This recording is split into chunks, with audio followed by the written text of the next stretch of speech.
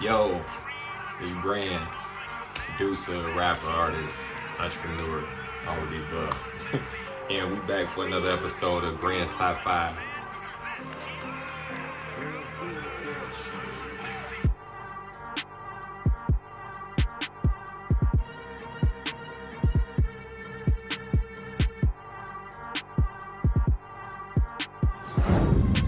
Last week we just came back, after the pandemic took a hiatus.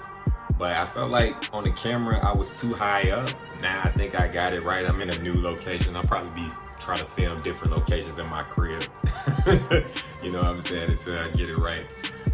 But this week on GrandZ Top 5, we're going to be talking about my favorite top 5 producers of all time. Since I'm a producer, I've been producing since I was in 8th grade.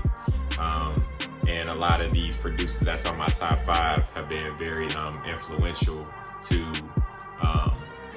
my career and really inspiration to the sound and the craft that I create, try to study. So let's get into it. Number 5 on my list, my fifth favorite producer of all time goes to, their group. So it goes to the Neptunes. Neptunes is 5th on my list. I know some people are gonna be like, damn, that's pretty low for the Neptunes. And that's including Pharrell's body of work along with Chad Hugo. So the Neptunes are made up of those two individuals. Pharrell Williams, everybody knows Pharrell from Happy as his biggest song, producer of Blurred Lines and other big records over time. And Chad Hugo, his partner, they both from Virginia. So they made themselves the Neptunes. I've been a big fan of them forever.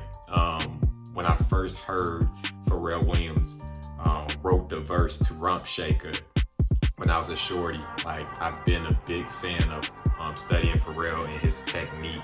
And even though his technique is arguably one of the greatest techniques ever, and just where his mind is, he has a beautiful mind and how he creates. I got them at 5th because they're, I think, the four individuals that's ahead. Not that they're necessarily better, but just how they influence me, how they impact me. So how the Neptunes impact me, man, was that their sound was just very unique at a time where everybody was trying to make a specific sound, where they were coming with more synthesizers. It was more sonically different than what you heard in hip-hop. Like what you heard in hip-hop was either boom bap, rap, drum samples and samples and things of that nature, or you heard kind of like the Timberland sound in hip-hop, people trying to copy that Timbo sound. But the Neptunes came out and just hit you with something totally different. And I thought it was dope because it was instrumentation being played on it, but it wasn't always live instruments. And that's what was so dope about it. It gave you the feel of instrumentation, real instrumentation, real things were being played, but the reality was they was on the keys and they were killing it. So sometimes you got really great piano chords and melodies from Chad. You got great drum patterns from Pharrell, and just their marriage and music was just dope. And they made classic hits, and they just been influential even to today in music and just into my music. So I try to challenge myself in various ways to create. So big ups to Chad and Pharrell. The Neptunes, number 5 on my list. Number 4 on my list, number 4 on my list goes to Timberland. So Timberland, I think the first record that I was a huge fan of, and probably a lot of people who are in my age range, is Aaliyah 1 in a Million. So that was probably the first record that I can, that stood out to me, damn, this dude is dope who made this beat. And so from 1 in a Million, and then you think about Super Duper Fly, and beats off Super Duper Fly album. So like Sock It To Me is one of my favorite beats. Just a nice flip on Ready or Not. And Timberland drum patterns was just so unique. No one was putting drums together, chopping drums up like Timberland. And another unique thing about Timberland was that he always found samples that is like, where the hell do you find these samples? Like, how did you think of this? Or what guy do you got looking up these samples for you? Because, man, I mean, I'm over here digging crates, so I'm online trying to find them, and he just always found like unique samples that set him apart. And then the other thing that where he changed the game is the sound effects. Like now you hear sound effects and it's normal in music, but at that time it wasn't really a thing in hip hop. You know what I'm saying? Like you didn't really hear too many sound effects outside of like instrument sound effects like wind chimes and things of that nature. But like now you hearing babies crying, you hearing Godzilla sounds, you hearing all type of noises, but they are so intricate to the beat that, I mean, if you don't have them in there, I mean, that song just feels incomplete. Like when you think of Are You That Somebody, or you think of Genuine, What's So Different, you think of those records, and just those little bitty sound effects makes the total difference. And one album for me that I listen to even to today for inspiration, that the beats on there today still trumps a lot of beats that's out there. And I'm just trying to figure out how to make great beats like this album. It's Timberland and Magoo. And I know people are like, what? Yeah, welcome to our world. Timberland and Magoo first album. Hands down has some of the greatest instrumentals, beats ever. You know what I'm saying? Like I listened to, I got the CD in my car right now, and I just play it from time to time. I listen from top to bottom. One, it's an album that you don't have to skip. Two, just listen to the instrumentation on there. It's classic. So Timberland, and another great thing about Timberland is that he went from era to era to era, and even in quote unquote droughts or down periods, he still has a lot of hits, and he's transitioned music so many times over and over and over again. And that's why Timberland is so dope, and he's one of the greatest of all time, and he's fourth on my list. Number three on my favorite producers of all time list is Quincy Jones. Quincy Jones is, to me, my third favorite producer of all time. Reason why he's not higher than that is because of the fact that I'm not nowhere near the era of Quincy Jones. Quincy Jones is in his 80s, I'm in my 30s. So, but just the appreciation of his music and how he's transcended different genres, styles, all of the above. He's giving you timeless music, from working with Ray Charles to transitioning to making scores for not only TV shows such as Sanford & Son theme song, to movies such as The Wiz, to giving us arguably the two greatest albums, and one just the greatest album of all time, we can't even debate it, Off the Wall, and the greatest album of all time, Thriller, Michael Jackson album. So him giving us that magic, and even Bad, one of the greatest albums ever too. Top 10, you could say top 10 greatest albums ever. Just giving us that music along with all the great jazz music that he's been a part of and he's created himself. I mean, the man has set the bar for what it is to mix, arrange, and truly produce records.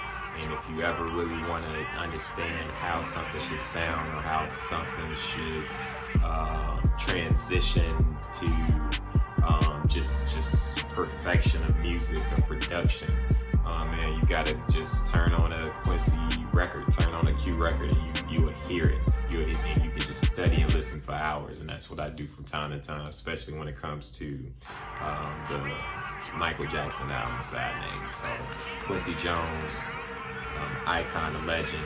He started on my list this week for top 5 favorite producers. So honorable mentions that I want to throw out there for this episode as inspirational producers for me are Babyface, Teddy Riley, Jimmy Jam, and Terry Lewis.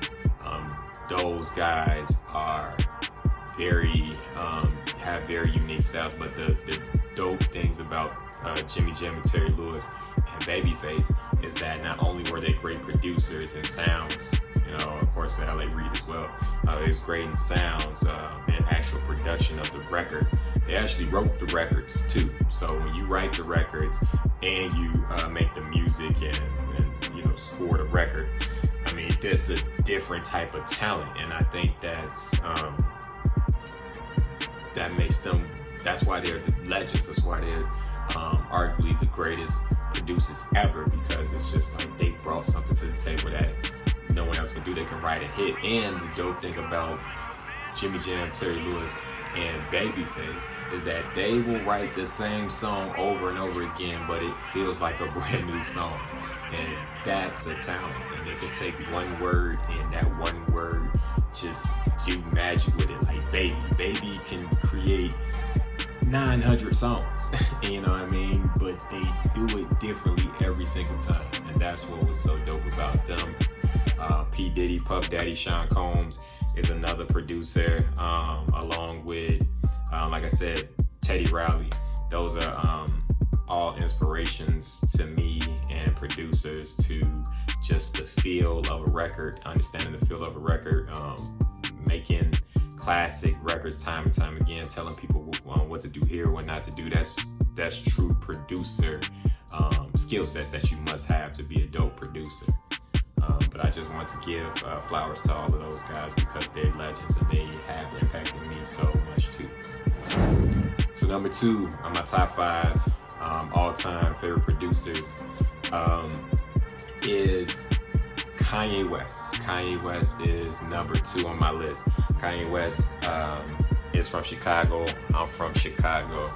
So just listening to Ye coming up when I was about 10 or 11 when I first heard of Kanye West, and just the style was so different, man. How he was sampling, how he was rapping, sampling, but just how he would flip beats and his drum patterns to how he structured his samples. How some records would just how he would speed up the sample but slow down the drum, you know what I mean? Or speed up the sample and chop the drums a certain way on classic drum breaks. But it would feel like, man, like where you get these drums from? But they just regular classic drum breaks that everybody has in their release. But just the way he sampled and the way he flipped records was just phenomenal. But just the evolution of Kanye from just being a great producer who sampled records to knowing how to bring other great musicians in and really produce the project and the production, and where he took hip-hop to another level by bringing in Brian to play keys, or bringing in violinists to come in and play on hip-hop records and make the hardest records sound so beautiful, to just evolving over time and really